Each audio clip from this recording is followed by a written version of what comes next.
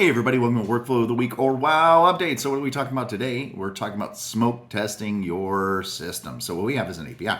And the API has 50 different functions, and each one of those 50 different functions then interacts with other functions. So, if you go ahead and say I am a admin who has the capabilities to make projects, that doesn't mean that I can go to the all the way up to the high up level, company level, and then start making, things underneath it like products or giving other people different accounts or different capabilities. So you've got to go ahead and test all of those different things. And so what I'm using is Pytest. And so I've gone ahead and I've created an entire Docker container whose entire job is to go ahead and test that. And the reason why I made an entire container and set that up and made it to where it has all of this infrastructure is because we're actually going to run that inside of Jenkins. So Jenkins is a CI/CD processing build server kind of thing. So it can go ahead and create its own like little special account and world and things like that and stand up its own database and everything and go, hey, does this API update, is this good?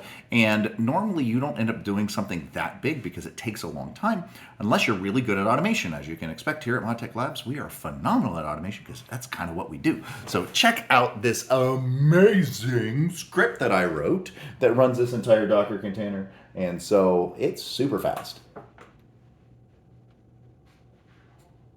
Does all these tests, all these endpoints, all of the interconnections that are on that, feeds back a whole bunch of data, and I'm going to go ahead and obviously fix all this red stuff. This is kind of one of those first run test things, and so, you're going to see more red than you see green, but that does give us a whole bunch of really amazing things to look forward to, and that is not giving it to our clients with lots of red where people are testing things for us, because we pay for our beta testers. We don't use our clients for that.